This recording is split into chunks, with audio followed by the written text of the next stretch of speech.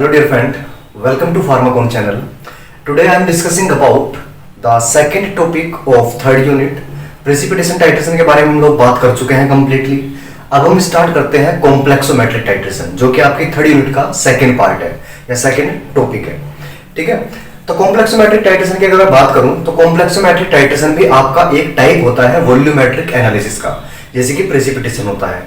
Volumetric analysis क्या होती है, अगर मैं आपको क्विकली रिवाइज कराना चाहूं, जहां पर हम लोग वॉल्यूम को मैट्रिक करते हैं, यानी कि वॉल्यूम का मेजरमेंट करते हैं.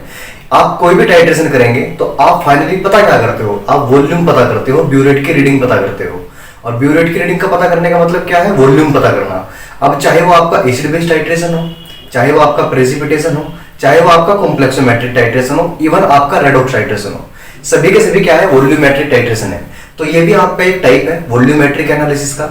ठीक है, यहाँ पे क्या होता है बेसिकली, ये डिफरेंशिएट है अकॉर्डिंग टू द रिएक्शन.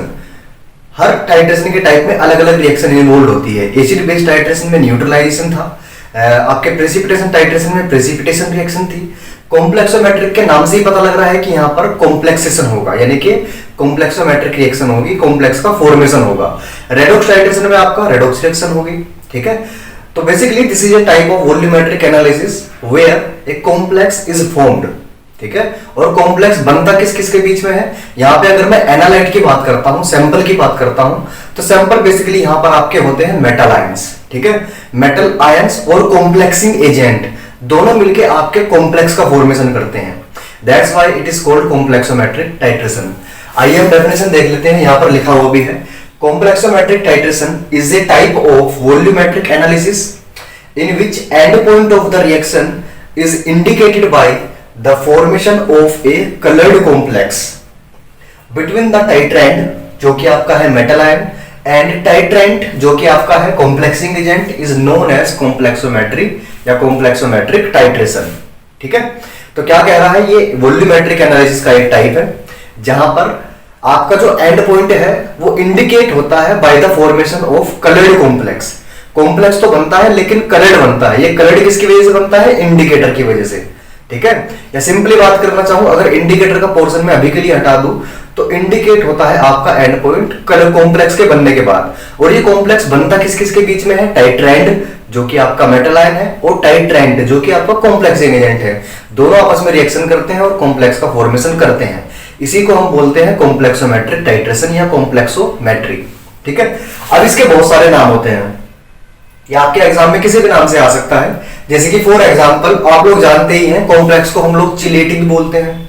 ठीक है, तो इसी वजह से ये आपका चिलेटोमेट्री, चिलोमेट्री या चिलेटोमेट्रिक टाइट्रेशन हो जाता है. अगेन ये कॉम्प्लेक्सोमेट्री हो जाता है, कॉम्प्लेक्सोमेट्रिक टाइट्रेशन हो जाता है. यूजुअली आपके इस टॉपिक में ईडीटीए को as a complexing agent use किया जाएगा, इसी वजह से हम इसको ईडीटीए टाइट्रेशन भी बोल सकते हैं.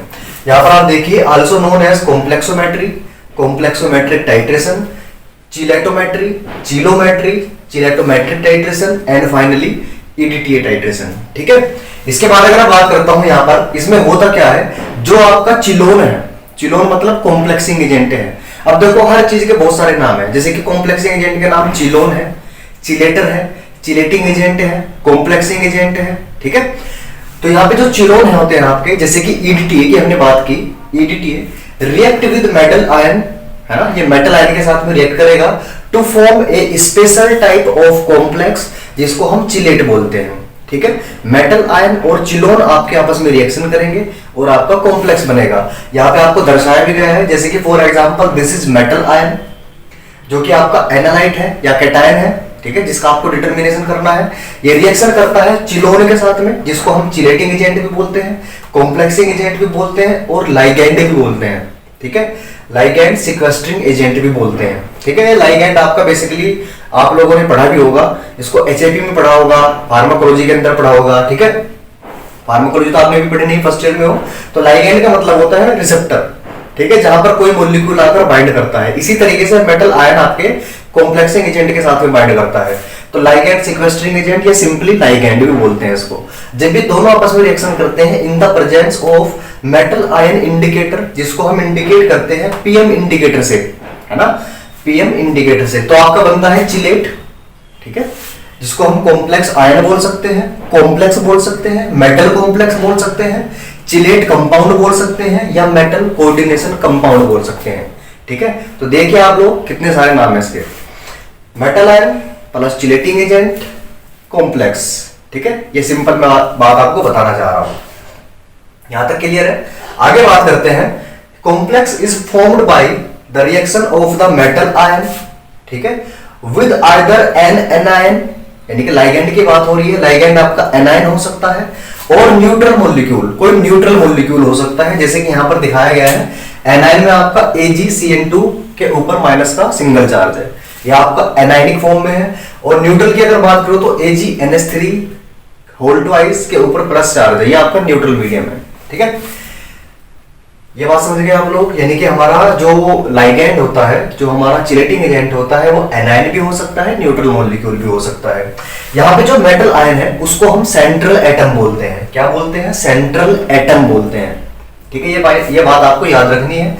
एंड द एनायन और मॉलिक्यूल, जो आपका एनायन है या मॉलिक्यूल है, न्यूट्रल मॉलिक्यूल है, ये या ये, इसको हम बोलते हैं लाइगेंड। ठीक है, ऊपर मैंने आपको बताया लाइगेंड। ठीक है, तो मेटल आयन को यानी कि एनालाइट को हम सेंट्रल एटम बोलते हैं, और जो हमारा कॉम्प्लेक्सिक एजेंट होगा उसको हम लाइगेंड बोलते हैं। जैसे कि फॉर एग्जांपल M+L, यानी कि मेटल प्लस लिगेंड, दोनों रिएक्शन करते हैं तो ML, ये कॉम्प्लेक्स बनता है। जैसे कि फॉर एग्जांपल यहाँ पे आपका दिखाया गया है, जैसे कि मेटल आयन आपका है सिल्वर Ag+, ये रिएक्शन कर रहा है कॉम्प्लेक्सिक एजेंट के साथ में 2Cn- के साथ में, यानी कि Cn- के साथ में, तो AgCN2 का AgCN का whole twice into -1 charge. Same आपका कापर के लिए है, कापर भी साइनाइड के साथ में रिएक्शन कर रहा है और ये कॉम्प्लेक्स का फॉर्मेशन कर रहा है। ठीक है, यहाँ पे आप अगर फोकस कर पा रहे होंगे तो Ag के ऊपर तो प्लस का एक चार्ज है, Cn के ऊपर माइनस का एक चार्ज है, तो AgCN क्यों नहीं बना, है ना, AgCN2 ही क्यों बना, इसका आपको रीजन बताया जाएगा आगे चल के। ठीक है, स्टे ट्यून्ड। ठीक है, तो यहाँ पे मेटल और लिगेंड ने रिएक्शन की और मेटल लिगेंड कॉम्प्लेक्स बन गया, जैसे कि आपको यहाँ पर दिखाया गया है। Got it. सेंट्रल एटम, अब यहाँ पे एक बहुत इंटरेस्टिंग बात है, ये जो आपका सेंट्रल एटम है या मेटल आयन है, ये आपका लिवाइस एसिड की तरह कंसीडर किया जा सकता है, और जो आपका लाइगेंड होता है वो लिवाइस बेस की तरह कंसीडर किया जा सकता है। सिंपल सी बात है, अगर एक लिवाइस एसिड होगा तो दूसरा बेस हो गई। लिवाइस एसिड का मतलब क्या है, आपकी एक थ्योरी है एसिड बेस की, जहां पर लिवाइस थ्योरी में बताया जाता है कि एसिड वो होते हैं जो इलेक्ट्रॉन पेयर को एक्सेप्ट करते हैं, ठीक है, और बेस वो होते हैं जो इलेक्ट्रॉन पेयर को डोनेट करते हैं। तो मेटल आयन यहाँ पे as a Lewis acid consider किया जा रहा है और लाइगेंड आपका as a Lewis base consider किया जा रहा है। जैसे कि आप लोग यहाँ पे देख भी सकते हैं, कापर जो कि आपका एक मेटल आयन है, ये लिवाइस एसिड की तरह कंसीडर किया जा रहा है क्योंकि ये इलेक्ट्रॉन पेयर को एक्सेप्ट करेगा। और जो आपकी ग्लाइसिन अमाइनो एसिड है यानी कि NH3CH2COOH, ये लिवाइस बेस की तरह कंसीडर की जा रही है। ये क्या करेगी, इसको इलेक्ट्रॉन डोनेट करेगी। जब ये रिएक्शन आपकी होती है, इलेक्ट्रॉन पेयर की शेयरिंग होती है, तब आपका एक कॉम्प्लेक्स बनता है जिसको हम बोलते हैं कॉपर ग्लाइसिन कॉम्प्लेक्स। यहाँ पे आप देख सकते हैं दो मॉलिक्यूल आपके हैं, ठीक है, जैसे कि वहां पे सिल्वर के साथ में दो मॉलिक्यूल थे, इसके पास में आपके दो मॉलिक्यूल है। दो मॉलिक्यूल क्यों है, क्योंकि आपका इसको चारों तरफ से क्या कर लेगा, चार बॉन्ड की मदद से इसको ये कैप्चर कर लेगा, कॉम्प्लेक्स का फॉर्मेशन कराएगा। सो दैट्स व्हाई अगर हम देखें तो आपका जो ये चार्ज है, एक हाइड्रोजन आपका यहां से रिमूव होगा, एक हाइड्रोजन आपका यहां से रिमूव होगा, ठीक है, तो दोनों हाइड्रोजन रिमूव होंगे, ये मॉलिक्यूल आपका कुछ इस तरह से बैंड हो जाएगा, ठीक है, जैसे कि आप यहाँ पे देख पा रहे हो COO- यहाँ से निकल गया है और इसने बॉन्ड बनाया है कॉपर के साथ में। यहाँ पे आप देख पा रहे हो CH2NH और एक बॉन्ड बनाया है कॉपर के साथ में, सिमिलर आपका दूसरे मॉलिक्यूल ने किया है, तो ये एक कॉम्प्लेक्स का फॉर्मेशन हुआ है जिसको हम बोल रहे हैं कॉपर ग्लाइसिन कॉम्प्लेक्स, और ये दो हाइड्रोजन आपके यहाँ से बाहर निकल गए हैं, ठीक है। तो यहाँ पे आप देख पा रहे हो ये हुआ कैसे, इसने क्या किया, इलेक्ट्रॉन पेयर डोनेट किए, तभी तो आपका कोवेलेंट बॉन्ड बनेगा या कोऑर्डिनेट बॉन्ड बनेगा। कोवेलेंट बॉन्ड क्या होता है, जो कि इलेक्ट्रॉन पेयर के शेयरिंग से बनता है। तो यहाँ पे इलेक्ट्रॉन पेयर डोनेट किए गए या एक्सेप्ट किए गए, तभी जाकर ये जो कॉपर के साथ में बॉन्ड बने हैं इनका फॉर्मेशन हो पाया है। इस ग्लाइसिन ने डोनेट किया है कॉपर को, तो ये बॉन्ड इसकी तरफ झुक रहा है, ठीक है। तो हम सिंपली बोल सकते हैं जो आपका ये बॉन्ड होता है ये डोनर से एक्सेप्टर की तरफ डिनोट किया जाता है। मान लेते हैं ये आपका डोनर है और ये आपका एक्सेप्टर है, तो ये इस तरीके से डिनोट किया जाता है, ठीक है। तो ये आपके कॉपर की तरफ है, कॉपर की तरफ क्यों है, क्योंकि इसने डोनेट किया है ग्लाइसिन ने, और कॉपर ने किया है एक्सेप्ट किया है। कॉपर ने एक्सेप्ट किया है तो that's why it is considered as Lewis acid, और ग्लाइसिन ने डोनेट किया है, that's why it is considered as Lewis base. ये बात क्लियर हो गई आपकी? यहां तक हम लोग बेसिक पढ़ चुके हैं, मतलब इसके बारे में पढ़ चुके हैं। अब कुछ बेस की बात करते हैं, जैसे कि फॉर एग्जांपल एक टर्म आपकी है डेटिव बॉन्ड। ठीक है, डेटिव बॉन्ड क्या होता है? आपने पहली बार सुना होगा DATIVE, dative bond. Dative bond क्या होता है? बेसिकली ये वो बॉन्ड होता है जो कि आपकी सेंट्रल एटम यानी कि मेटल आयन और लाइगैंड के बीच में बनता है। ठीक है, आप यहाँ पे देख पा रहे हो, ये आपका बॉन्ड बना है सेंट्रल एटम यानी कि कॉपर और ग्लाइसिन के बीच में। इसी बॉन्ड को हम क्या बोल रहे हैं? डेटिव बॉन्ड बोल रहे हैं। इसको अलग नाम क्यों दिया गया है? क्योंकि ये होता तो कोवेलेंट बॉन्ड की तरह ही है, लेकिन यहाँ पर क्या होता है, इलेक्ट्रॉन पेयर एक एटम डोनेट करता है दूसरे को, जबकि कोवेलेंट बॉन्ड में क्या होता है, आपके दो इलेक्ट्रॉन के बीच में बॉन्ड बनता है, दो इलेक्ट्रॉन की वजह से बॉन्ड बनता है। ठीक है, कोवेलेंट बॉन्ड बनता है। तो यहाँ पे लिखा है the bond formed between central atom यानी कि मेटल आयन एंड लाइगैंड, यही आपका डेटिव बॉन्ड कहलाता है। और dative bond is similar to covalent bond, क्योंकि कोवेलेंट बॉन्ड भी आपका इलेक्ट्रॉन के बीच में बनता है।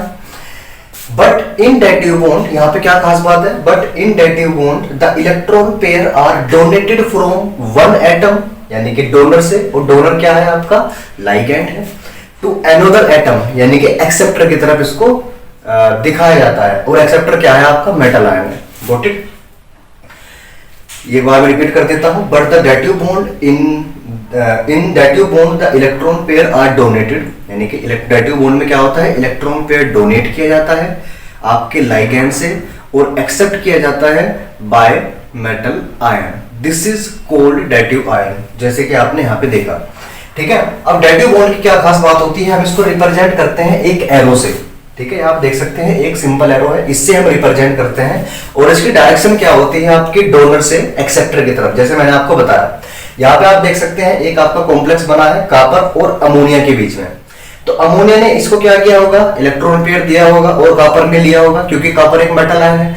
तो हमने क्या किया, अमोनिया से कॉपर की तरफ इंडिकेट किया, ये आपका इस तरह से है ना, कॉपर की तरफ इसकी डायरेक्शन है, क्योंकि कॉपर क्या है, एक्सेप्टर है। तो ये बात आपको क्लियर हो गई, दिस इज डेटिव बॉन्ड।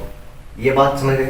इसके बाद हम बात करते हैं कोऑर्डिनेशन नंबर की। अब हम बात करते हैं जो मैंने आपको यहाँ पे बताया था कि ये 2 क्यों लगा है आपका, है ना, AgCl क्यों नहीं बन गया। ठीक है, अगर आपका AgCl भी रिएक्शन करता, मान लेते हैं अगर आपके Ag के साथ में कोई लाइगैंड होता Cl- तो AgCl नहीं बनता। AgCl is a compound not a complex, यहाँ पे इसके 2 मॉलिक्यूल आते तब जाकर आपका Cl2- बनता। ठीक है, ये क्यों होता है, ये होता है कोऑर्डिनेशन नंबर की वजह से। कोऑर्डिनेशन नंबर क्या होता है कि कितने बॉन्ड बन रहे हैं, कितने कोऑर्डिनेट बॉन्ड बन रहे हैं आपके कॉम्प्लेक्स में। ठीक है, जैसे कि यहाँ पे बात करें तो 4 बॉन्ड बन रहे हैं आपके।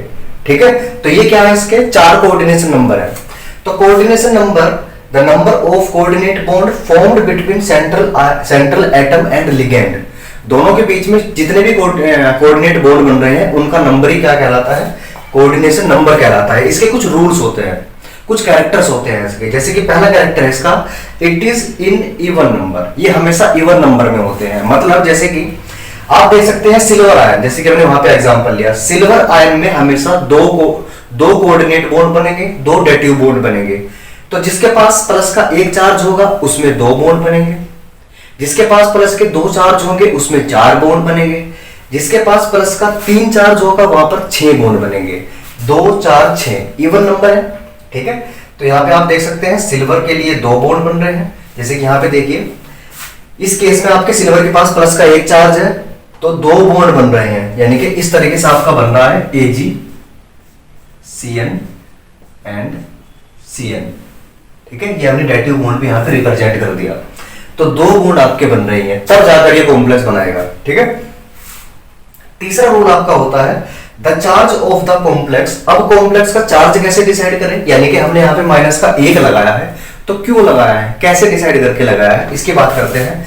The charge of the complex is the algebraic sum of the charges of central atom and ligand, यानी कि जो आपका कॉम्प्लेक्स बना है, जो आपका प्रोडक्ट बना है, ये प्रोडक्ट बना है आपका, इसके ऊपर कितना चार्ज आएगा वो कैसे डिसाइड होगा, वो डिसाइड होगा algebraic sum of the charge of metal ion and complexing agent. जितना चार्ज इसके ऊपर है, इसके ऊपर है, दोनों को जोड़ दीजिए, जोड़ने के बाद जो बचेगा वो आपका कॉम्प्लेक्स का चार्ज होगा। जैसे यहाँ पे एग्जांपल दिखाया गया है, AgCN2 का एग्जांपल दिखाया गया है। अभी मैंने यहाँ पे चार्ज नहीं दिखाया, हम लोग निकाल रहे हैं कि चार्ज कैसे आएगा। देखो यहाँ पे Ag का एक मॉलिक्यूल है, इसके ऊपर प्लस का एक चार्ज है। Cn के दो मॉलिक्यूल है, माइनस का एक चार्ज है, बट दो माइनस के हो गए क्योंकि दो मॉलिक्यूल है आपके। यहाँ पे देख सकते हो +1 -2। जब दोनों को हम जोड़ेंगे तो फाइनली हमको -1 मिलेगा, ठीक है, क्योंकि -1 +1 तो कट जाएंगे, -1 बचेगा। तो तब जाकर हमने इसके ऊपर क्या किया है, यहाँ पर भी माइनस का एक चार्ज लगाया है, ठीक है। अगर हम और देखना चाहें तो कॉपर और साइनाइड के बीच में देख लीजिए। आपका मान लेते हैं अभी यहाँ पर कोई चार्ज नहीं है, ठीक है, ये कोई कॉम्प्लेक्स बन गया आपका। हमें डिसाइड करना है कि चार्ज कितना लगाएं। तो हम इसके एटम यानी कि मेटल आयन के ऊपर कितने चार्ज है, +2। तो यहाँ पर आपके +2 चार्ज है। लिगेंड के ऊपर कितने चार्ज है, -1, बट ये -1 है कितने, 4, यानी कि 4 मॉलिक्यूल है। तो -4 हो गए, +2 हो गए। +2 -2 से कट जाएंगे तो -2 बचेगा। तो यहाँ पर चार्ज आपका इसीलिए -2 रखा गया, ठीक है। यहाँ पे आप देख सकते हैं फेरिसाइनाइड, फेरोसाइनाइड, यानी कि इसका +3 का भी एग्जांपल ले सकते हैं। +3 के होंगे, -6 के होंगे, तो -6 और +3 तो -3 बचेंगे। तो इसके कॉम्प्लेक्स में या इसके कॉम्प्लेक्स में -3 चार्ज आएगा। ये बात क्लियर हो गई, तो चार्ज कैसे आया। इसके बाद लास्ट पॉइंट यहाँ पर लिखा है, the higher the valence of metal ion, जितना मेटल आयन के ऊपर चार्ज होगा कॉम्प्लेक्स उतना ही स्टेबल बनेगा, है ना। जैसे कि एग्जांपल दिया है फेरिसाइनाइड, यानी कि ऐसा कॉम्प्लेक्स जो कि फेरिक आयन से बना है, Fe+3 से बना है, वो मोर स्टेबल है आपके फेरोसाइनाइड से, यानी कि फेरस आयन के कॉम्प्लेक्स से। यानी कि FeCN6 3- ये क्या हो गया, फेरिसाइनाइड हो गया। ये मोर कॉम्प्लेक्स है आपके FeCN4 2- से, ठीक है। ये मैंने स्ट्रक्चर कैसे बनाई, सारे रूल्स आपने अप्लाई किए। मेटल के ऊपर +3 चार्ज है क्योंकि फेरिक है, तो 6 आपके नेगेटिव होंगे और -3 चार्ज आ जाएगा। यहाँ पे फेरोसाइनाइड है तो फेरस आयन है, फेरस के ऊपर +2 होता है, तो नेगेटिव आयन आपके 4 होंगे और -2 चार्ज आ जाएगा। तो यही बताया जा रहा है कि जितना ज्यादा चार्ज होगा उतना ही स्टेबल आपका कॉम्प्लेक्स बनेगा, ठीक है। तो आई होप आपको इसमें कोई दिक्कत नहीं आई होगी। बड़ा प्यारा सा टॉपिक है, you can take an screenshot, ठीक है। अगर कोई भी दिक्कत आती है इस टॉपिक में आपको, please mention in the comment box, I will try to solve it, and thank you so much.